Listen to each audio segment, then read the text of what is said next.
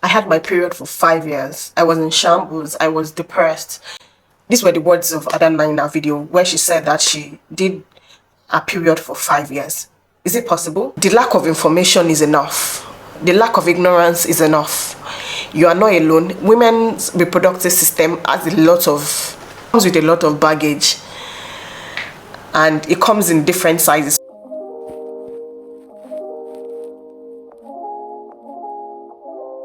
Is it possible? Yes. Is she alone? No. There are a lot of ladies that experience similar situation. Mine is a bit similar to her, except that mine was just for 1 year or 2 years.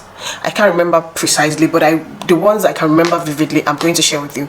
I promised myself that I'm going to start sharing some of these videos just to make other women know that other women experiencing such situation know that they are not alone. And would they get better? Inshallah. Will it be like that forever? No. Are there things that you can do to improve your health? Yes.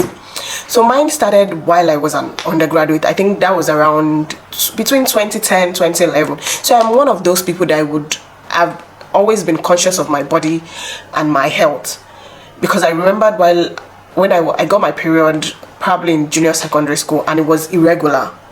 So I would read up on this. I started reading about, I can't remember who gave me that book, but I think one of my sister-in-law gave me this book about what's that book? That orange and yellow book. Is it The Woman? Every Woman, yeah. So I started learning about the period and all those things from a very young age. And I also learned that you need to monitor your breast. So I'm one of those people that would touch my breast when I'm on my period, just to know that I'm just in sync with my body. Let me just tell you that. So one of these days, I did press my breast, and while I was doing the self-examination, I noticed a milk supply. I'm like, what? Milk supply? I am not a mom.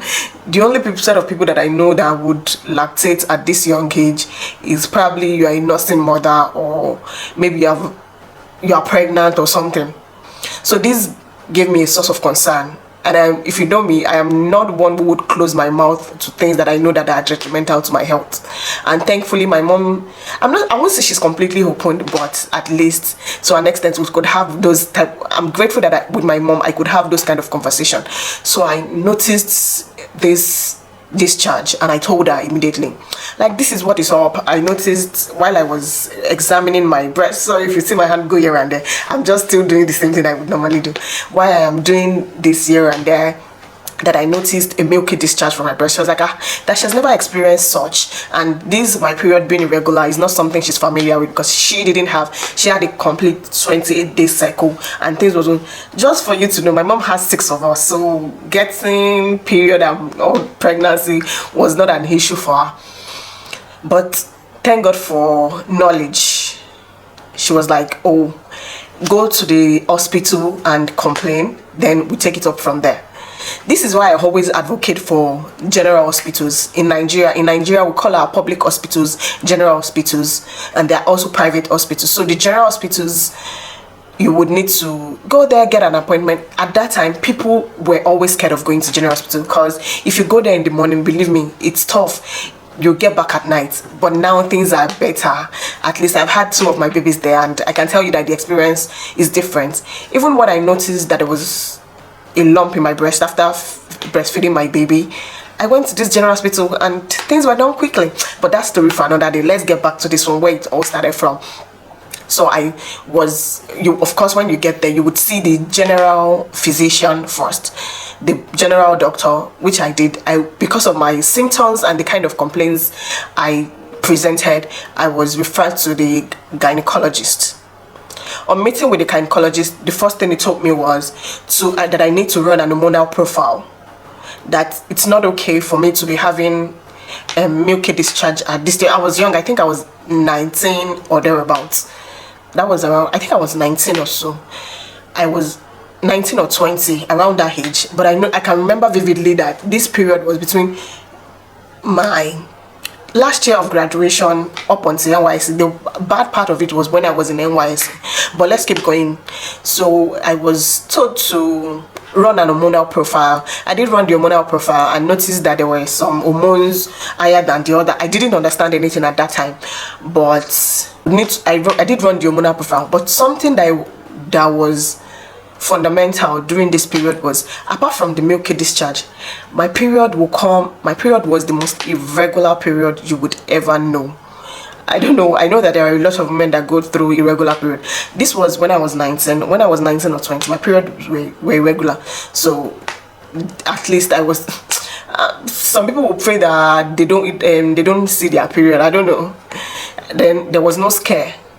At that time, I never had what was pregnancy scare. You are not moving close to what will get you pregnant. So there was nothing like pregnancy scare. I was like, digby digby, I stand gidigba. But I knew that something was wrong with my body, and it was a source of concern for me. And I think later, I can't remember, these stories have become faint in my brain now, because it's been like about 12-13 years ago. So I would see my periods irregularly. Then I think I was prescribed a drug. I was prescribed bromocriptine. Yeah. So when I started using bromocriptine, things took another turn. After taking bromocriptine, my period started coming all the time. What I mean all the time is, it's still irregular, but I can see my period 10 days. In another 10 days, I'm already bleeding. Mugbe. What is wrong with me? And the sad part is that you can't tell your close friend. You can't. The worst part of it was when I was in NYSC. I would sneak minute silence for this period of my life. I know that there might be somebody going through this similar situation. Guys, please don't be ashamed of talking about all these things again. Don't be ashamed about talking about it, because the lack of information is enough. The lack of ignorance is enough.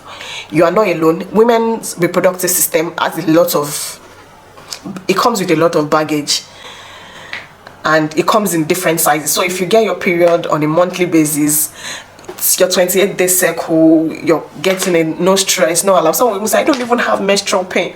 I don't know what that feels like. You better thank your Lord. Alhamdulillah. That's what should be on your tongues right now. So things just took another turn. So at that time, I was friends with one of those gynecologists that I saw. I went back to the hospital, saw them again, and complained about this. So 1 month, I can have period 2 to 3 times in a month. Is that even normal in any way? And this kept going. So as soon as I went back to the hospital, I was placed on, I think this happened for quite a number of times, and I couldn't hold it anymore. Initially, I was like, okay, let's just go with it. Maybe this thing is correcting something in my body, blah, blah, blah, blah, blah, blah, blah.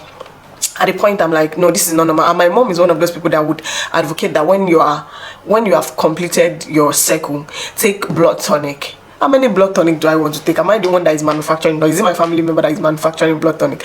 But thank you, mommy, for all those things that we took for granted.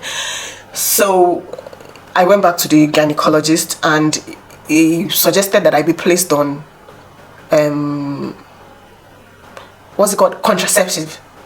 So I was placed on contraceptive. I'm like, how do you know the shame, especially with the covering? At that time, I'd already started using a jam. Telling your friend that you're on birth control. The side eye, you're on birth control. Why are you on birth control though? This is part of lack of knowledge. At this point, it might not even be on them, it might be on you, because they might not be thinking what you're thinking, but you're already judging yourself. Nobody judges you more than you judge yourself. I'm like, how do I even explain that I'm on birth control, and this is the reason why I'm on birth control, except that I'm not doing the birth control. Sometimes I would forget. That's the sad part about taking all these birth controls that you have to take at this prescribed time. I would forget, and once I forget, here comes the red flag, the red sign. My period will show up again. The one I remember vividly was when I was in NYSC for like a year, and that time I couldn't go home as much or even see the doctor. I would see my period. I spent so much on pads. In fact, some of these things need to be free for women. You can imagine now that things are really expensive. You can imagine the amount of money. Always the small ultra pack cost over 1,500 naira. And imagine somebody with with an heavy flow, how many of those packages they will be getting.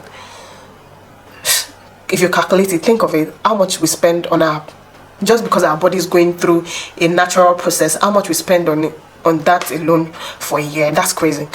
So I remember that I would, once it comes, I would tell, the first time it comes, I would say that, oh, I would let, I'm on my period, and that's it. But the next time it shows up, believe me, I always sneak out to pull the pad, dispose it. You won't even know that I would just do it quickly. And the thing is, my roommate, she would go, sometimes she will not be around. She goes to her PPA, a place of probable assignment. She has an accommodation there, so she will go sometimes. So there are times that it will happen that she doesn't even know about, or I don't need to hide myself. I just go through my normal day. And there was a way it impacted my prayers. Sometimes I didn't even know what to do until I started researching, and we were able to figure out what to do with prayers, and I asked questions. As much as I feel like I was not ready to talk about that part of it, that side of my life with somebody, with friends, I'm not somebody who hides things from my family, particularly my mom and my sister-in-laws. I'm very close to my sister-in-laws. I remember that after NYSC, this still continued. I went back to the doctor. After NYSC, that I got back home, I went back to the doctor. The milky discharge has not stopped. Then I was now placed on is it Primolut or Brimocriptine? These things are confusing me. I was now placed on Brimocriptine and the contraceptive and the birth control pills. So I took that. Then what helped? I started exercising at that time. Guys, when I tell you, in Adana's video, she mentioned about how she had to change her diets and lifestyle, exercising also. One thing I will tell you for free is lifestyle change helps a lot. You see the thing that go into this mouth of ours, some of them do more harm than good to our body, particularly women. I don't know about men's body because I am not a man. I am a woman. I can only speak for myself.